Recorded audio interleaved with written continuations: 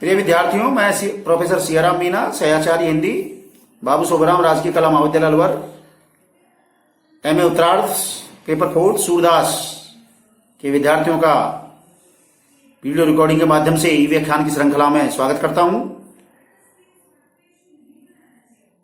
Video recording के माध्यम से हम निरंतर आपका पाठ्यक्रम पूरा करा रहे हैं। एमए उत्तरार्ध सूरदास पेपर के अंतर्गत मैं 2 पुस्तकों में से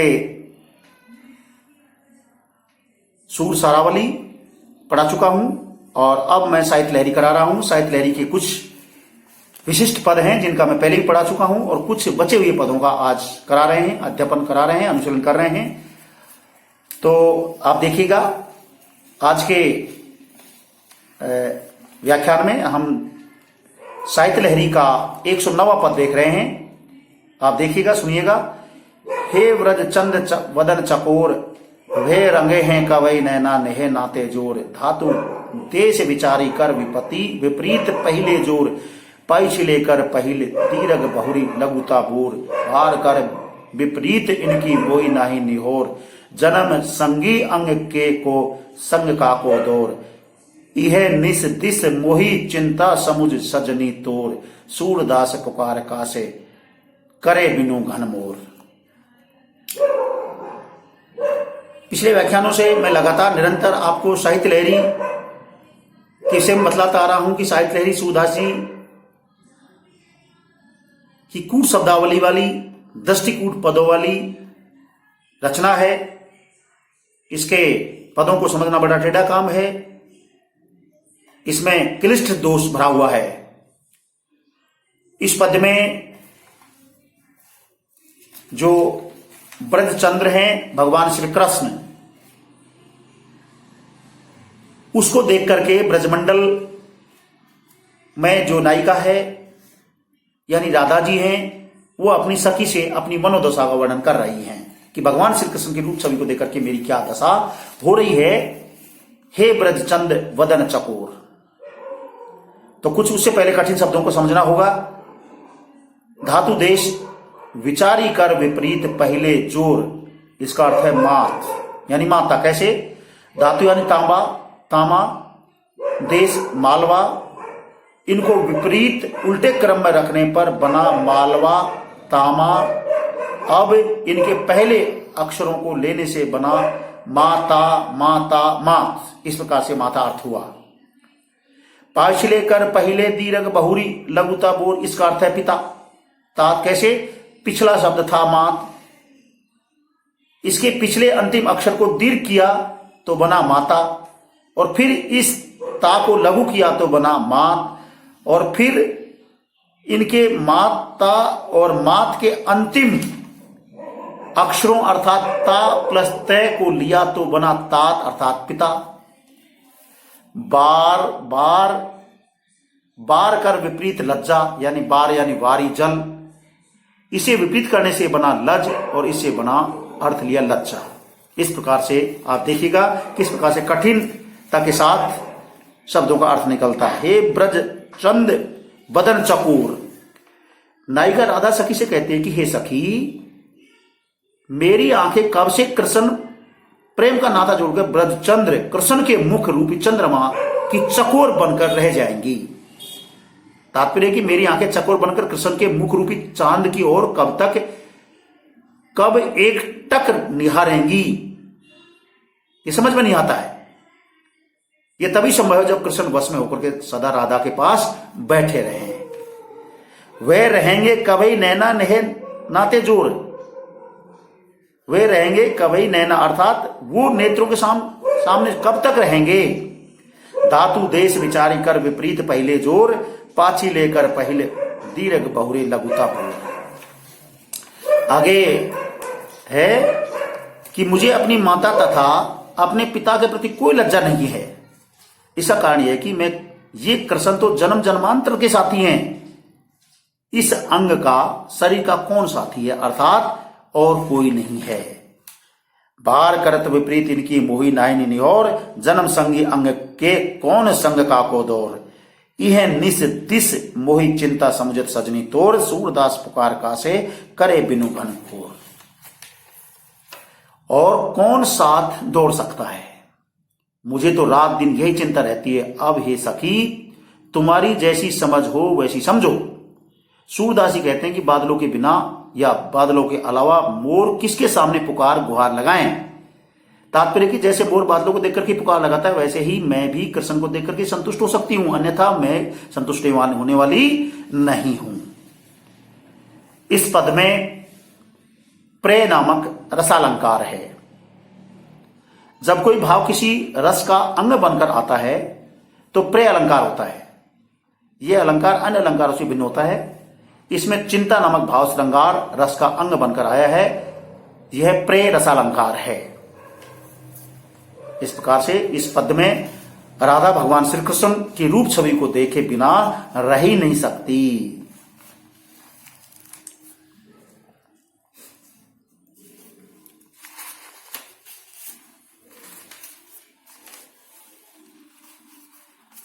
पद नंबर 114। मैंने आपको पहले भी बता दिया था कि मैं यहां सभी पदों का अध्ययन अध्यापन नहीं करा पा रहा हूं। यहां केवल महत्वपूर्ण पदों का ही मैं आपके समक्ष अनुसरण करा रहा हूं, व्याख्यान दे रहा हूं। इंद्र उपवन इंद्र अरि तजुन्द्र इष्ट सहाय शून्य एक जुप पाप कीने होत आदि मिलाए उभय रास समेत दिन मणि करंका ए दोई सूरदास अनाथ के है सदा राखन जोई।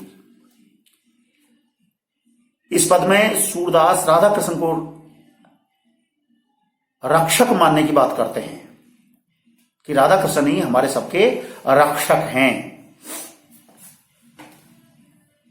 तो उससे पहले हम कुछ जो कठिन शब्द हैं उनको देखते हैं। इंद्र उपवन इंद्र अरि दजुदेन्द्र इष्ट सहाय शून्य एक जुप पाप कीने होत आदि मिलाए नंद नंदन कृष्ण अर्थ निकल रहा है इसका। इंद्र का उपवन बगीचा, नंदन इंद्र का अरि शत्रु, धनुज राक्षस, दजेंद्र इष्ट सहाय नदी,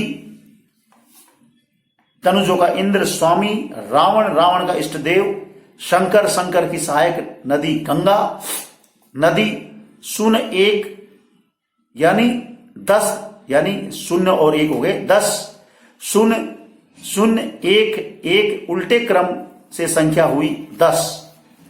जो पाप कीने होत नरक, जो पाप करते से होता मिलता है वह नरक। इस प्रकार अब उपवर्णित नंदन नंदन धनुज नदी दशा नरक शब्दों के आदि मिलाए अर्थात आदि अक्षरों को नंद न को मिलाने से बना नंद नंदन यानी भगवान श्री कृष्ण। उभय दास रास समेत दिन मणि कनका राधा अर्थ निकल रहा है कैसे। उभय उभय का अर्थ है द्वितीय, रास राशि अर्थात वर्ष राशि, दिनमणि दिनमणि अर्थात भानु, सूर्य यो वृष तथा भानु को मिलाने से बना वृष भानु की कनका अर्थात कन्या राधा। तो देखिएगा, इंद्र उपवन इंद्र अरि तजुदेन्द्र इष्ट सहाय शून्य एक जू पाप कीने होत आदि मिलाए उभय रास समेत दिन मणि कनंका ये दौड़। सूरदास जी कहते हैं कि नंद नंदन कृष्ण और वृष भानु राजा की पुत्री राधा मुझ अनाथ सूरदास के सदाई रक्षक बने या हूं। दिन मणि कनका ए दोई सूरदास अनाथ के सदा राखन हुई अर्थात सदा मेरी लाज रखिए, सदा मेरी सहायता करते रहिए, सदा मेरे रक्षक बने रहिए। इन्हीं भावों की इन्हीं चारों पंक्तियों के माध्यम से संयुक्त रूप से राधा और कृष्ण को अपना रक्षक माना गया है। इस पद को कुछ विद्वानों ने मंगलाचरण का पद अर्थात साहित्य लहरी का पहला पद माना है, क्योंकि इसमें राधा और कृष्ण के सूरदास ने अपने रक्षक बने रहने की प्रार्थना की है। संभव है इस ग्रंथ के संपादकों ने भूल या भ्रमवश से अंत में रखा हो। इस ग्रंथ में मंगलाचरण का पद है भी नहीं, अतः यह पहला पद हो सकता है। रचना में नायी का भेद, अलंकारों रसों और रचनात्मक अलंकारों का वर्णन है।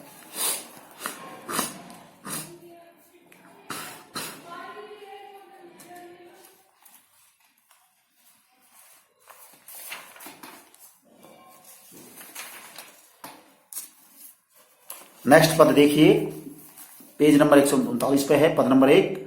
ब्रज में आज एक कुमार तपन रिपु चले जासु पति हित अंतहीन विचार सचिपति सुते शत्रु पितु मिले सुता विरह ऊंचा विचार तुम बिन ब्रजनाथ बरसत प्रबल आंसू धार बाल गोप विहाल गाई करत कोटि पुकार राख गिरधर रे लाल सूरज नाथ बिनु उदार।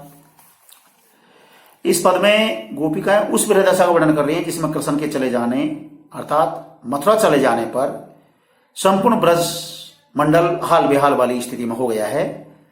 ब्रजमंडल की गोपिकाएं कृष्ण से अपने उद्धार की प्रार्थना भी करती हैं। तो कैसे, पहले कुछ कठिन शब्द हैं उन पर मैं आपको ध्यान आकर्षित करना चाहूंगा।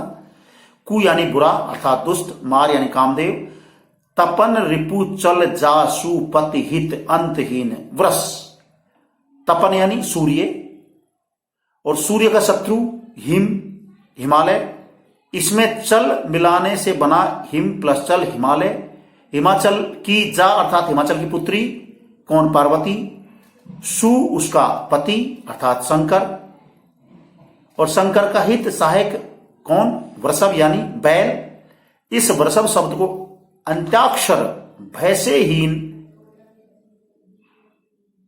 करने पर रहा वृष यानी वृष, सचिपति सुत शत्रु पितु, इसका अर्थ निकला भानु। सची यानी सची इंद्राणी, सची का पति इंद्र, इंद्र का पुत्र अर्जुन और अर्जुन का शत्रु कर्ण, कर्ण का पिता भानु सूर्य, अतः अर्थ हुआ भानु। मिल उपयुक्त दोनों वृष तथा भानु को मिलाने से बना वृष भानु। सुता वृष भानु की पुत्री अर्थात राधा। बाल गोप ग्वाल, ग्वाल वृष तथा भानु को मिलाने से वृष भानु बना सुता तथा वृष भानु की वृष भानु राजा की पुत्री राधा। बाल गोप ग्वाल बाल, गोप ग्वाल उनके बालक ग्वाल बाल, गाय गाय कोटि करोड़ों। ब्रज में आज एक कुमार तपन रिपु चल जा सुपति हित अंतहीन विचार सची पति सुत शत्रु पितु मिल सुता विरह विचार तुम बिन ब्रजनाथ बस बरसत प्रबल आंसुधार। कृष्ण के चले जाने पर उनके विरह में ब्रजमंडल की गोपिकाएं बुरी तरह से दुखी हैं और ब्रजमंडल की गोपिकाएं दुख के साथ पुकार रही हैं। कहती हैं कि आज तो ब्रज में बुरा या दुष्ट कामदेव कुपित हो रहा है, अथवा आज ब्रज में कामदेव दुष्टता कर रहा है। ब्रज में आज एक कुमार, कुमार का अर्थ लिया है यहां कामदेव से, कि आज ब्रज में एक तरह से कामदेव बहुत बड़ी दुष्टता कर रहा है। क्या कर रहा है? हे ब्रजनाथ कृष्ण, तुम वृषभानु पुत्री राधा के विरह पर तो विचार करो। तुम्हारे बिना राधा की आंखों में प्रबल बलपूर्वक या भारी अश्रुपात बह रही है। तुम बिन ब्रजनाथ बरसत प्रबल आंसुधार। बाल गोप विहाल गाई करत कोटि पुकार। आगे ब्रजमंडल की विरह दशा का वर्णन करते हुए साहित्यकार कहते हैं कि हे भगवान श्री कृष्ण, आपके बिना पूरा ब्रजमंडल सूना है, ग्वाल बाल सारे हाल बेहाल अवस्था में हैं, गाय सारी गायें करत कोटि पुकार और करोड़ों करोड़ों करोड़ों पुकार कर रही हैं। संपूर्ण गोप ग्वाल बेहाल व्याकुल हो रहे हैं, उधर करोड़ों गायें भी पुकार रही हैं। राख गिरधर लाल सूरज नाथ बिनु उद्धार, अर्थात तुम्हारे वियोग में रमा रही हैं गायें। सूरदास जी कहते हैं गोपिकाएं पुकार पुकार कर कह रही है गिरधर लाल कन्हैया, हे हमारे नाथ, तुम्हारे बिना हमारा उद्धार संभव नहीं है। आप ब्रज के सूर्य हैं, ब्रज के सम्राट हैं, आप हमारे स्वामी हैं, रक्षक हैं। आपके बिना पूरा ब्रजमंडल सूना है, अतः आप ही हमारा उद्धार कीजिए। यदि आप नहीं आए तो हमारा उद्धार संभव नहीं है। इसमें तपन रिपु चल जासु पति हित अंतहीन तथा सची पति सुत शत्रु पितु मिल सुता कूट पद है। बहुत ही क्लिष्टता के साथ अर्थ निकल रहा है। इसकी दूसरी तीसरी पंक्ति में अनुप्रास अलंकार है। नेक्स्ट पद है, पिए बिनु बहत बैरिन बाय, मदन बान कमान लाए, करसी कोय चढ़ाए। दिवस पति सुत मात, अवधि विचार प्रथम मिलाए। बान पलटत भानु जा तट, निरखी तन मुरझाए। उदित अंजन पे अनोखी देव अगिन जराए। आदि को सारंग बैरी पट, प्रथम देख राय। कौन राखन हार ब्रज मृग, ब्रजराज बिनु प्रण भाय। सूरदास को सुजन, कासो कहो कंठ लगाए। इस पद में विरहणी नायिका राधा सखी से अपनी विरह अवस्था का वर्णन कर रही है। उससे पहले कुछ कठिन शब्द हैं, उनके विषय में मैं आपके समक्ष बात रखूंगा। बा यानी वायु, पवन, कमान यानी धनुष, करसी खींचकर, दिवस पति सुत भात यानी भाला, दिवस पति सूर्य, सूर्य का पुत्र कर्ण, कर्ण की माता कुंती, कुंती से तात्पर्य कुंत भाला। अवधि मथुरा से लौटने की सीमा या अंतिम तिथि, यहां अवधि के स्थान पर सुबोध पाठ मानकर उसका अर्थ जैन किया गया है, जो यहां ग्राह्य है। प्रथम मिलाए, पहले अक्षर को मिलाकर के बना शब्द, एक साथ अर्थ दिवसपति सुत मात, अवधि विचार प्रथम मिलाए। दिवसपति सुत मात कुंत तथा अवधि का पाठांतर सुबोध का अर्थ जैन, इन कुंत तथा जैन आदि अक्षरों में कु प्लस जय को मिलाने पर बना कुंज। बान पलटत लता, बान सर सर तालाब, ताल को पलटने से बना लता, भानु जतट, भानु पुत्री यमुना का किनारा। अंजन काली रेखा, यहां रेखा से तात्पर्य क्षितिज, अंजन के स्थान पर अंगन पाठांतरी मिलता है। अतः अंगन, अंग देव अग्नि, दावाग्नि वन की आग आदि को सारंग बैरी पर प्रथम मिलाए। चंद्रमा सारंग भौरा, भौरे का शत्रु चंपा, चंपा पट का पर्याय दुकुल, और दोनों चंपा प्लस दुकुल आदि अक्षरों से चय चंद प्लस दय मिलाने से बना चंद और चंद्रमा। और ब्रजराज अर्थात कृष्ण, भाई भाई अर्थात सखी। इस प्रकार से बड़ी कठिनाई के साथ शब्दों का अर्थ निकल रहा है। तो विरहणी नायिका राधा अपनी सखी से कहते कि प्रिय कृष्ण के बिना बैरिन हवा चल रही है। तात्पर्य कृष्ण के बिना यह चलती हवा शत्रु बन गई है। उधर कामदेव धनुष बाण लेकर आ गया है और उसने क्रोध पूर्वक धनुष को खींच करके चढ़ा लिया है, अर्थात कामदेव धनुष चढ़ा करके हमारे ऊपर आक्रमण कर रहा है। मुझे प्रथम रूप से विचारने पर अवधि कृष्ण के लौटने की तिथि भाले के घाव के समान अनुभव होती है। यमुना के तट पर लताओं, लता कुंजों को देख करके मेरा शरीर मुरझा जाता है, शिथिल हो जाता है। ऊपर अवधि शब्द में पाठांतर है, सुबोध मिलता है, उस दृष्टि से तीसरी पंक्ति का अर्थ करने पर दूसरा अर्थ निकलता है। वह यमुना किनारे कुंजों लताओं को देख करके शरीर मुरझा जाता है। आकाश में दूर चंद्रमा प्रथम पहले ही दिखाई दे रहा है, पर ऐसा लग रहा है मानो अंजन क्षितिज पर अनोखी जलती हुई दावाग्नि उदित हो गई है। तात्पर्य कि चंद्रमा आग के समान दिखाई देता है। हे भाई सखी, ब्रजराज कृष्ण के बिना हमारे प्रण प्राणों की रक्षा करने वाला कौन है, अर्थात कोई नजर नहीं आता है। अर्थात कृष्ण के बिना हमारे प्राण और कोई नहीं बचा सकता। सूरदास जी कहते हैं कि नायिका राधा कहती है कि आज ऐसा कौन सुजन सज्जन है, सुजन का अर्थ है सज्जन, और वह कौन है जिसे कंठ लगा करके अर्थात जिसके गले मिलकर के अपनी व्यथा कहूं। सूरदास को सुजन कासो कहो कंठ लगाया, अर्थात ब्रजमंडल मुझे ऐसा कोई नजर नहीं आता है जिसे गले लग करके मैं अपने मन की व्यथा कहूं और उसका निवारण करवा सकूं। इस प्रकार से बड़ी कठिनाई के साथ यहां इन पदों की लाइनों का अर्थ निकल रहा है।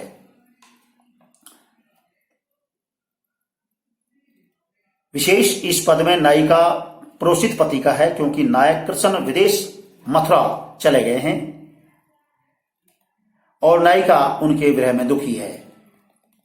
इस पद में अलंकार का नाम नहीं है, फिर भी इसमें व्याघात अलंकार है। जहां कोई पदार्थ अपने गुण के विरुद्ध कार्य करता है वहां व्याघात अलंकार होता है। शीतल चंद्रमा के समान लगना, ऐसा ही विपरीत कार्य होने से यहां व्याघात अलंकार है। इसमें अवधि को भाले के समान बताने से उपमा अलंकार है। उदित चंद्रमा का दावाग्नि के समान लगना में उत्प्रेक्षा अलंकार नजर आता है। जैसा कि मैं बार बार आपको लगातार कहता आ रहा हूं कि सूरदास जी की ये जो रचना है जो साहित्य लहरी है ये दृष्टकूट पदों से भरी हुई है, जिसके पदों को अर्थ समझना बड़ा टेढ़ा काम है, टेढ़ी खीर है। फिर भी हम कोशिश कर रहे हैं कि आपका पाठ्यक्रम हम इस कोरोना काल में भी, विषम परिस्थितियों में भी वीडियो रिकॉर्डिंग के माध्यम से आपका पाठ्यक्रम पूरा कराने की पूरी कोशिश कर रहे हैं। और आप तक हमारे वीडियो लगातार पहुंच रहे हैं, जिनका आप, मुझे उम्मीद है, अनुशीलन कर रहे होंगे, व्याख्यान सुन रहे होंगे। इन्हीं विचारों भावों के साथ श्री राम मीणा को दीजिए इजाजत। आप सभी को बहुत बहुत धन्यवाद।